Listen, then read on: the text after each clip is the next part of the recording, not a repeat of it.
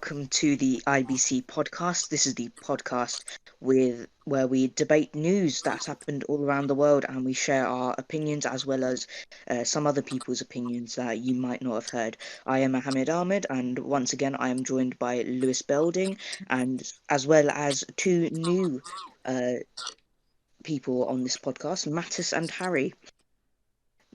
So our first story is about the reignition of the flame of Scottish independence following the local elections happening across the country. Nicola Sturgeon is pushing for Boris Johnson to hold another referendum on Scottish independence after the coronavirus pandemic has finished. And our second story is a story that sort of follows on from last week's story about how many people feel that we are opening up too slowly. This time we will be debating, is the country opening up too quickly, and is international travel being relaxed too quickly? And so moving back to our first story with Scottish independence, what are your thoughts, guys? Well, in my opinion, the Scottish independence, it's quite a thing that's been going around for years about Scotland wanting independence, and in the case of everywhere really in the UK, so like Wales wanted independence, Northern Ireland and Scotland, they've all wanted it. But is it going to happen? In my opinion, no. I don't think it is going to happen. Like I said, it's been happening for years. Scotland's almost always wanted to be independent, but I think it's a thing of like national identity for them. yeah. It's more national identity, but actually, because of the mainly the Tories are in power at the moment, they're very much like almost capitalism in a way. So they kind of care more about the economy. So which makes me think that they would want to keep Scotland for the actually economy role that they play as part of the UK, because Scotland can bring in a good enough economy and we can help Scotland with their economy because we're part of the UK. But then when you're looking at a national identity point of view, I can see why the Scottish want their independence. But from an economy standpoint, it's not that easy. Yeah, I see that. That's interesting because if we're talking about how they're going from obviously being part of UK and they're moving for independence, how would that benefit them financially? As Scotland's it's quite up north, it's quite cold. You're not going to get loads of like natural resources there, and money's going to be quite hard to get in. Having said that, they do contain 90% of the UK's oil reserves. Yeah, they do contain obviously a lot of oil. That quite a lot of the countries around the North Pole contain a lot of oil. But I'm talking about more tropical kind of produce, like we're talking chocolate and produce like that. It would be quite hard to bring in because usually with the UK, we're kind of all bringing that in together. And if you also look at it from go on, mate. I'd say that in terms of like resources, I'd say things like agriculture probably would be quite limited for them, considering they are a fairly cold country, and that would they exactly be like a stable country if they were independent? I'm not entirely sure because of those problems. The last time Scotland was independent would have probably been around 1707. 1707. Okay, so that was years and years ago. They would not have infrastructure. England and Scotland had the same king. Yeah, but that would not. The infrastructure is not in place for it nowadays to be a country by itself, almost. So it's got a national identity of being Scotland, but it's technically part of the UK, which can also lead on to mutual protection from the UK, or specifically Britain and other places like Northern Ireland and Wales. It's mutual protection. Britain, and if you think about national identity, is good and all, but worldwide identity, people would say the UK rather than saying Scotland itself. If you go to America, they would say the UK, meaning Britain, but they also mean Scotland and Wales, rather than saying Scotland by itself, which from a point of view from a Scottish person, I'd see why they would not like that, because even from a British point of view, that sounds a bit Yeah. annoying. But It's They're kind of Scottish. you've lost your identity. haven't you? yeah, Yeah. but it's just not feasible in the economy and just like mutual protection in general. It's not going to be easy to gain independence at this current day and age. Yeah, especially now during COVID and how times are kind of harder now. I think it's not a great time for them to decide to become independent. Nicola Sturgeon did say that she wants to unify the country during the pandemic, but only after the country does she want a referendum. Yeah, Yeah. because I was going to say, if they're trying to look for independence during COVID, I don't think that was a very wise decision, as it's quite a trying time for many countries. I'm just looking right now for the Scottish vaccination numbers. I'm trying to find them. Because I wanted to point out that as the UK, here we go. So, as of today, 3 million has received the first dose of the COVID vaccination, and 1 million have received their second dose. So that's both doses.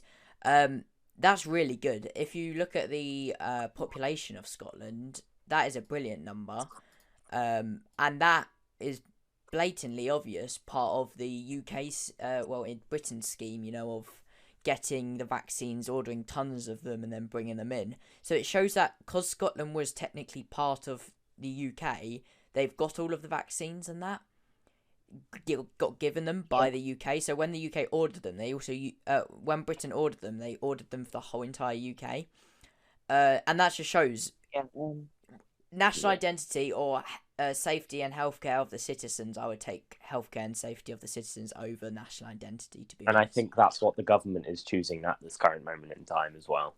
Yeah. Yeah. The thing about national identity, I get it's about you don't want to be, you want to be known as Scottish, not English. But at the same time, what does that what other stuff does that actually benefit? Because it's not exactly going to help your country progress, sort of economically or whatever. No, I see where you're coming from there as well. Yeah. It's not economic. It's not basically anything but being patriotic towards your country. Yeah, it could be a bit of tourism, maybe, but I don't think it'd bring in as much. I don't think, especially if we're talking about a yeah. country like Scotland, tourism isn't big. I mean, yes, you've got the Northern Lights, but you can go to Iceland and you'll see it far better. What do they actually have apart from They have Hadrian, castles. They have a lot of castles. But you can go Britain; they're everywhere in Britain. Yes. Like Scotland as a country is we talk about Britain being quite dull. Scotland's really dull. You can go to many places just to get better stuff. Yeah, they do have a few things, but it's not a standout country. So in the way of things, they don't have tons of things to use. Like when you say you're going to go to America, you can think of millions of things you can do in America or in one specific state. Or if you go to somewhere like Spain, you can also think of what to do. Well, they have the sun, which is the main pulling for most people, the hot weather. But when looking at the point of tourism with Scotland, they will struggle a lot too. They have mountains, a bit of snow. I think they can possibly have skiing there, but not year round. And they've also whales. You can spot whales, I think, off the coast, killer whales, I think, also off the coast of Scotland. Yeah. So fishing too, that would be a big thing that Scotland's known for. So if they did gain independence, they would have a lot more control over their waters. So you can kind of see the point I'm getting on. It's kind of like the Jersey fishing boat almost. Yeah.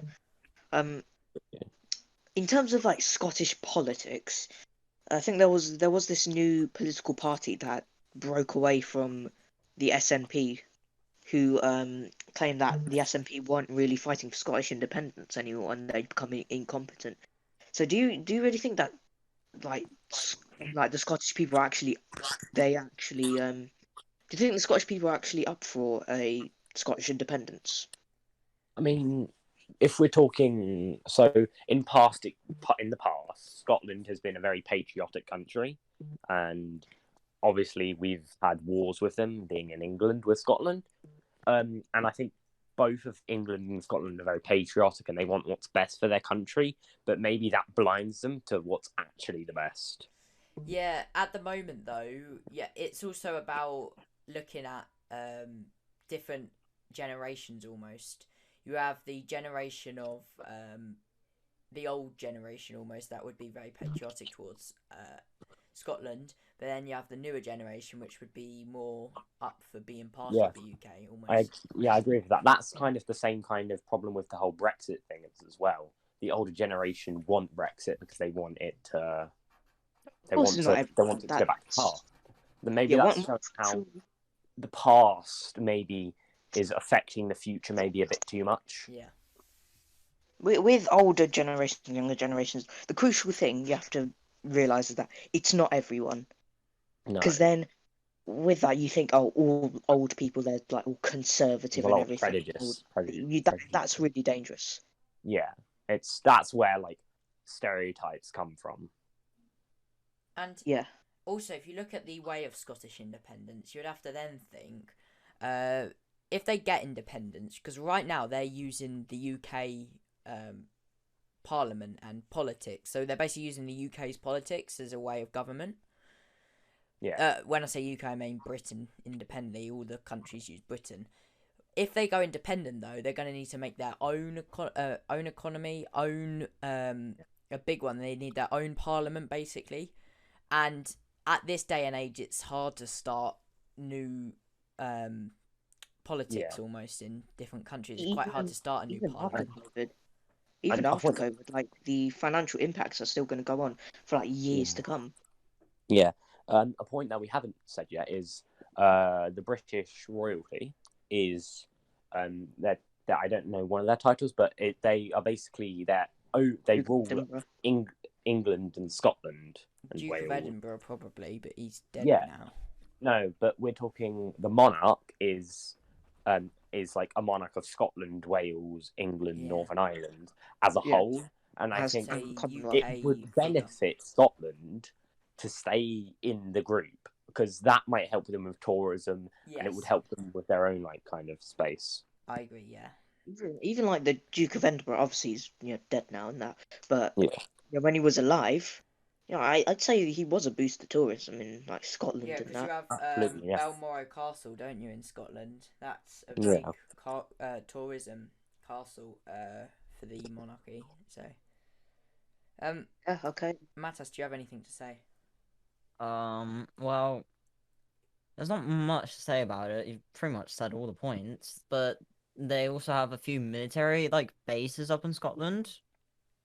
So them getting cut off from England would mean that all of their military resources would be seized and taken to England military bases. So they'd have pretty much no like army in Scotland and pretty much start from zero. So and another point for like Scottish trade, I've read an article here and it says that Scotland traded over 57.3 billion worth of goods in 2019. 59% of that were exports. So that's showing they're spending loads of money on exports, and they're only apparently 16 billion of their international market, the international market from them went to the EU. So maybe that's saying how they spend they spend so much money on like bringing stuff to their country, and like maybe it's not worth it to get out the UK. Do you think Brexit might have like something to do with this? Because Scotland did overall they 100%. Voted to stay in the EU. 100% Brexit. Yes, they I think that so. Up, I think it was a reason. Yeah, Brexit is just a bigger kind of thing of what's going on in Scotland. We are leaving the European Union because they want to stay. Yeah, because we want. Wait, did Scotland choose to stay in the European Union? Yeah, they did. That's interesting. In terms of the whole country, we voted to leave. With the whole EU topic, we will dip into this probably on its own podcast, but Yeah, with we will, yeah. in regards to the Scotland part, it was mainly I think they had a lot of distrust in the Brexit proposals. I think they thought that the UK or Britain in particular wouldn't be able to do it by themselves. Get back what they did It did before take a while the for them EU. to Yeah, and I get a think deal. though a lot of Scottish people are now changing their minds about the Brexit. Uh, Yeah. Mainly because the UK has actually handled it really well, I think, in my opinion. Well, I'd say the UK have handled it quite awful, actually. It's taken, what, I think, like, over 3 years now, and we haven't come to a decision about what's going We to had like trades 3 different deadlines, pretty much. Yeah, We that's true. missed Got to thank pretty for much that. all of them. Yeah, I feel like that maybe in the circumstance of staying in the EU, benefiting from that, it might benefit Scotland to leave the UK in that circumstance. Yeah, but it'll cause a lot of havoc, as we've pointed out. Yeah. Right then. Any last thoughts, lads? No. I don't have anything now. Okay, then moving on to our second story. It is, in fact, as we are recording, the day we're recording, the 17th of May, the UK has relaxed some of its travel restrictions. Many Britons can go on holiday to countries that were previously we weren't allowed to go to, but there are still some people who do not agree with this. Some people think that with the new variant that we shouldn't be opening up so quickly. So, what are your thoughts, lads? I'm thinking that it's maybe a bit rushed to get people out, but another side to that argument is people's well-being and people's their mental well-being in England. Like, seeing the same old stuff every day would get quite boring, and it would probably take a toll on your mental health. Whereas going to another country, maybe that would assist how you're feeling and make you better. Yeah, I agree with Harrison a lot. In my opinion, though, I'm very strongly thinking that it is rushed a lot. With the fact, I was thinking if they were to ease any travel restrictions, they should have done it on the 21st of June, because I thought that was a very good day. And even then, I thought it's a bit early, because if you think about it, the Indian variant linking to that's been going on a lot. That can spread a lot across Europe and everywhere at the moment, and it's spreading. What we don't want is it coming to the UK and disrupting our vaccination program. So what I think would have been a better idea was to get the vaccination program through and done with, and then focus on international travel. Because if everyone's vaccinated and we're all safe, we've had our second doses and everything, we can then help other countries and focus on international travel instead of in the middle of the vaccine progress, bringing the variant in. And we never know, even though their scientists have said they are hopeful and are pretty certain that the vaccine will be able to handle the Indian variant. What about if we then find out another variant comes along and doesn't handle the vaccination efforts, and we basically let them in? It kind of also can link to the fact that the UK, with the actual closing of borders or closing of destinations, hasn't been very good. I thought you can't say we're going to close this location because there's a lot of cases popping up. So, for example, India. But the way they say is they're kind of like, we're going to close the borders, close international travel to India in a week's time. It doesn't make much sense because the virus can travel in that week. There's nothing stopping that from getting here. It's more of a economy standpoint that they want the economy to slowly function out of what it wants instead of collapsing. Well, not really collapsing almost, but cutting off straight away, which I think they should have just cut off straight away. But because even with the start of the first lockdown, because they took their time, it got in the UK and then spread it. It's like letting it in. You're not going to close the door when something's already inside. Well, you had to close it, but when you close the door but leave it open enough time for it to come in, it's a bit stupid of what the closing the door was in the first place if it's already in. It's like yeah. Yeah, I mean, and also maybe sorry, mate. Yeah, you go. Yeah. Pause. Yeah. Go.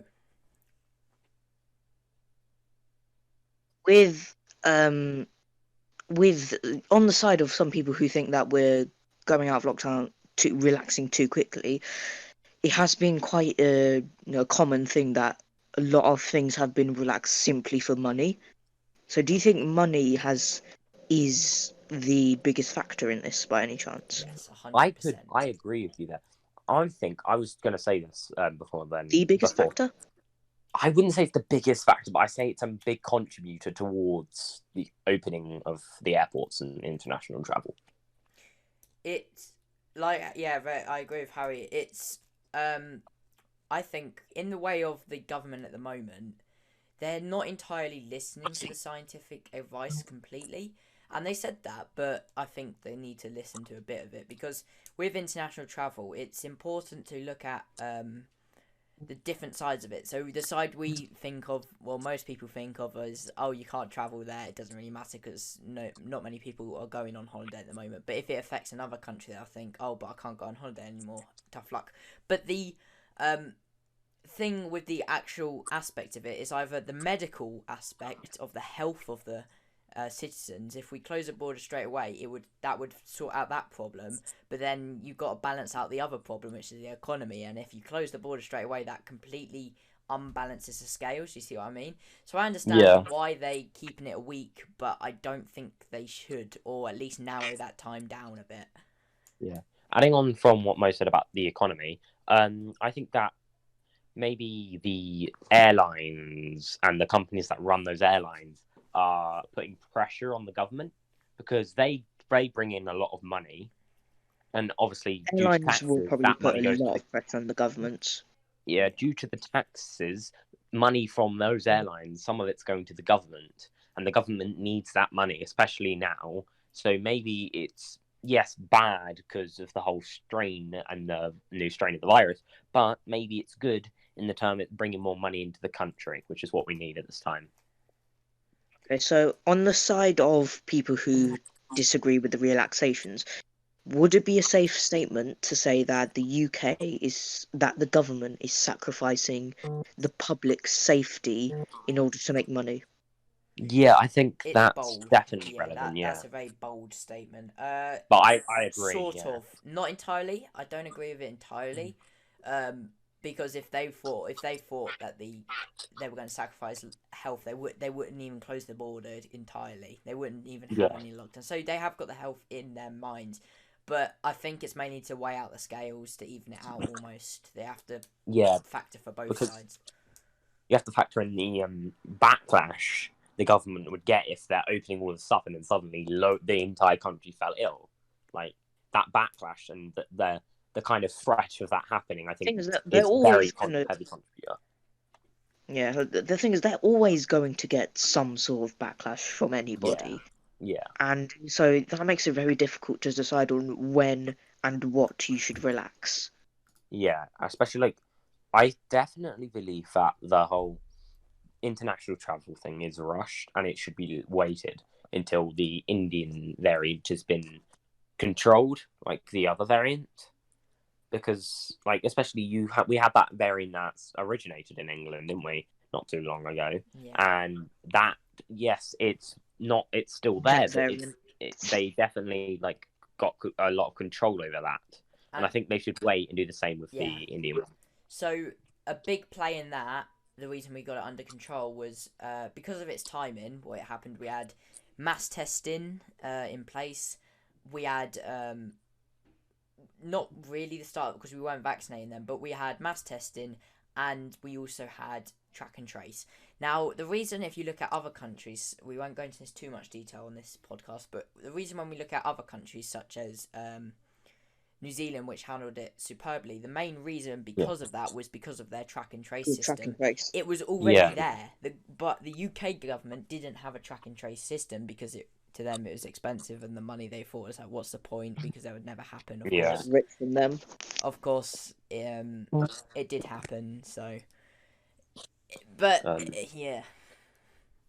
Yeah, that's a good point. And I think, to be honest, though, we should really, getting, like, a virus in this country, say international travel was postponed, if we postponed that, there should be no reason really that the country becomes under serious threat of the COVID, because we're an island. We should be able to handle this better than most landlocked countries. Yeah, and I said that right from the start of all this COVID. I said we should have handled it a lot quicker, in my opinion. But that's just the way the government goes. Sometimes we can't do anything about it, so sit there and wait and see what happens. That's all we can do. Yeah, definitely. Anything else to add? No, I think that's about it, to be honest. Yeah, I think we've really covered both of those topics. Yeah. Okay, yeah, another extensive talk in this week's episode of IBC Podcast. This is the episode 2. For anyone who is watching this, from everyone here at the IBC, we wish you all a good day. Bye-bye. Bye-bye. Bye-bye. Roses and blue, I like